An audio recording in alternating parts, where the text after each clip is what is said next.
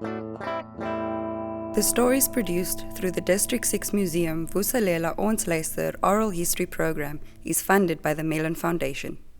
The opinions and statements that may be contained herein do not reflect those of the District 6 Museum, but rather the individuals hosted within this episode. The video extracts used are taken from the Oral History Program and can be found in the District 6 Museum archive.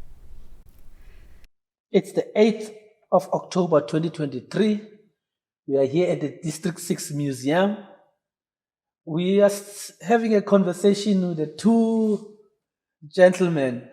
Can you introduce yourselves, gentlemen? I'm Dr. Aziz Adams. I lived in William Street, 17 William Street. Was born in District 6. Went to school at Trafalgar Junior, then Trafalgar High, then on to medical school, and qualified as a medical doctor in 1967. Just before I qualified in 1966, we were forced to move out of District 6, and we moved to Belgravia Street. My name is Fuad Behardien, alias Coffee. I was born 75, Hanover Street, Cape Town. Stayed there all my life until we moved in 1971 to Hanover Park. It was a shock. But slowly we overcame it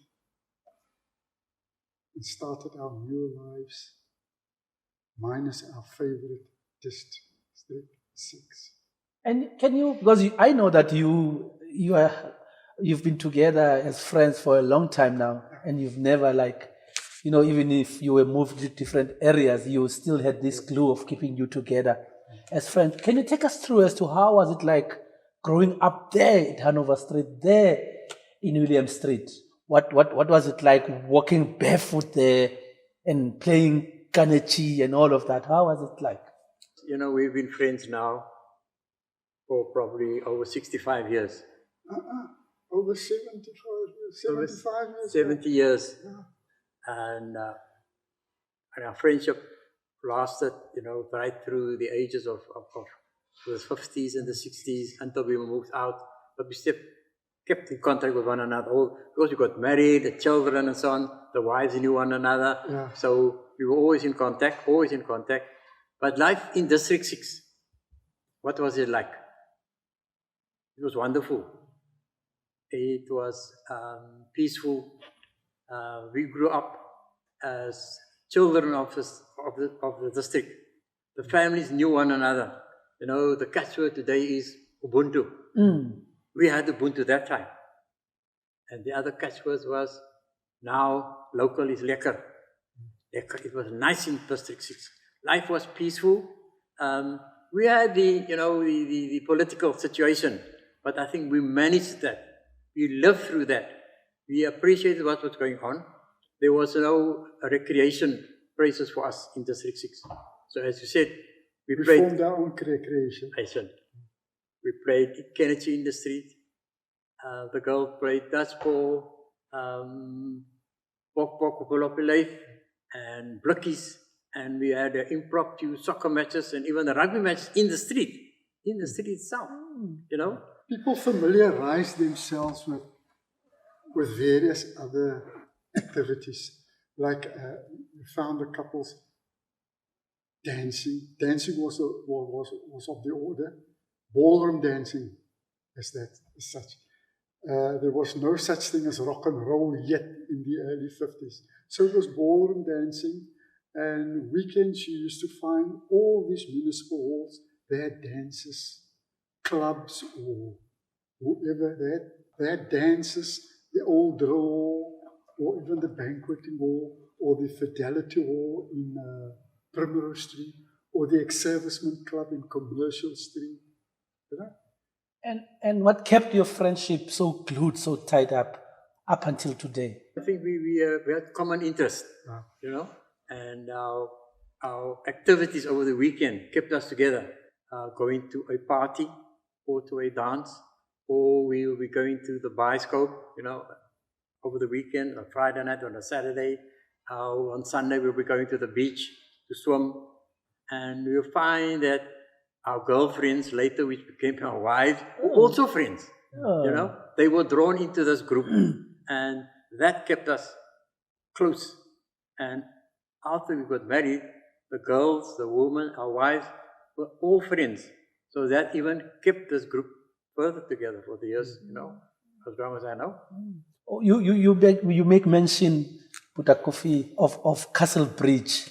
Yeah. Can you take us through that setup? That's just take us through from Castle Bridge into your home, and what would be your usual day there? If you start at Castle Bridge, that's the beginning of Hanover Street, which later became Upper Darling Street, because Darling Street ended there, and to your left-hand side continues Salauri Road up to the north, right? Bus stop, the bus stop there, that's the first bus stop of Hanover Street. At first we had the trackless trams, they call it trackless trams, the electric buses. That went up Hanover Street, past my house, past Tennant Street, to the second bus stop at Shran's shoe store. Right? That man sold the best smoked fish in the land. If one continues further along to your right-hand side, you find the wash house. Everyone brought their washing there. And then next, opposite them was the Thunderscape Silk Bazaars, Sapiro's Furniture Store, Hyman Link's Furniture Store. Next to that was Hiring Supply or Swabi, and that was on 7 steps. If you continue further along, you found to your left Waynicks, the most famous clothing store, men's clothing, men and boys' clothing store. They had the monopoly of the school badges for most of the schools. Trafalgar, St. Mark's, And ties, school ties. and the high school and the ties, you know. So come January, everybody went to Waynicks. Everybody get the tie and the badges also. Yeah. As you go further, you came to Clifton Street, Clifton Hill we called it. A famous, world-famous Star Bioscope was on the corner of Clifton Hill. Opposite the Star Bioscope was the famous fish market. On the other side of the road was Mr. Solomon's Fisheries and Akbar's Cafe, which was the holding place for the famous Globe Gang. At the back of the fish market was the washing baths. From there, if you continue further on Hanover Street, you get to Dr. Saffida's surgery. Oh yes, the Sweeteries, the Royal Sweeteries. Sweets were sold there, all those imported comic books were sold there. Beano, the Dandy. Gold Special. Yeah, continue further. Came from England. Yeah, continue further, come to Sakira Street, and then further on until Russell Street, where you had the famous Avalon Bioscope. And I would say the bulk of the excitement stopped at Russell Street. Because beyond that, further up towards Warmer Estate, people were very secluded. They were of a different nature. Okay. There were no handouts. Aziz, you also spoke fondly of the National Bioscope. Can you just share what is so significant about you in your life? Yes, I lived at number 17, which was virtually a stone throw next to the National Bioscope. National Bioscope initially was an opera house. So this was unique. It had 3 stories, a floor, middle, and a top, right? Gallery. And a gallery, they call it a gallery. And also, of course, beside, like most bioscopes, they had the screen. They had a nice stage where, of course, because of being an opera house before, Monday to Wednesday, the same films. Thursday, they'll change the combination. Thursday, Friday, and Saturday, that was it. There was a matinee every day. On a Saturday was special. It was a matinee. There was the 5 o'clock show, and of course, the 8 o'clock show. So the matinee was for the young ones, the kids. 5 o'clock was for us, the 17-year-old, the lovers, you know. Lovers, yeah. We'd go to the 5 o'clock show. Lovers, yeah. And of course, after the show, 5 o'clock, come out 8 o'clock, we go to a party or whatever we had. And 8 o'clock was for the adults, all dressed up, to come to the 8 o'clock show. The other thing also is, of course, we had a lot of stage shows because of the stage and opera house. And there was a lot of talent shows, musicals, plays. At the end, when the film was finished, they used to play the national anthem. You had to stand, God save the king, God save the queen. That's how. And because obviously the National Bioscope was built during the colonial era where Britain colonized the Western Cape.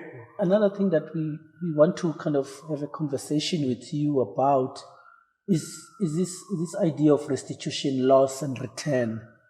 I know, Dr. Aziz or Dr. Aziz, you've got a particular opinion or view around that.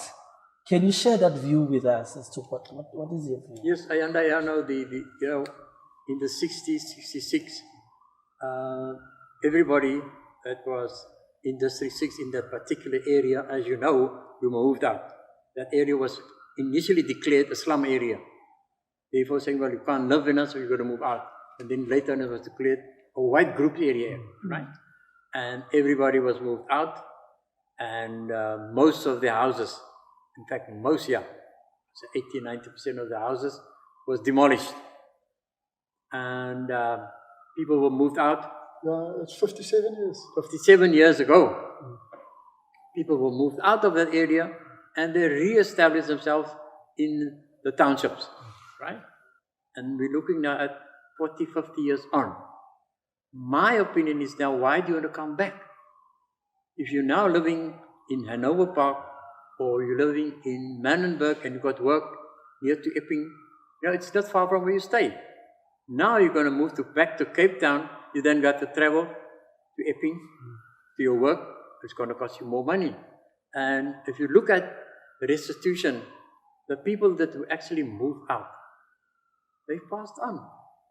Who's coming back? It's their children, in some case even their grandchildren coming back to live in the new houses which they're building to compensate for people who moved out. The new houses in District 6, painted nice and it's new buildings, that feeling is not there. So my feeling is that I feel if you are staying in Hanover Park, make the best of what you're there. Build that community now. It's sad, man. I've seen it, my personal experience, I've seen the entertainment, it waned, it disappeared. Koons is not what Koons used to be. Malay-wise is not what Malay-wise used to be. The celebration is not what the celebration used to be. It used to be fantastic. Nowadays, like for argument's sake, they have the school parade, second Nuwejaarsdag. It's a huge affair. It's a nice form of relaxation, but it's not the same. It's not that same cool. The feeling is not there. You don't see that happy coon with the banjos here coming playing up. What makes me feel proud to be around on that day, I see the joy on the people's faces. If you see that joy, then your day is made. And your idea of return, what is your idea? What is that? How does that look like for you? For me, there's no gist, there's no soul.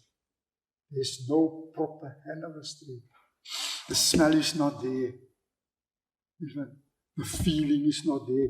There's no William Street, there's no Caledon Street. Irrespective if they put the names on Caledon Street, they still have to put the street of William Street.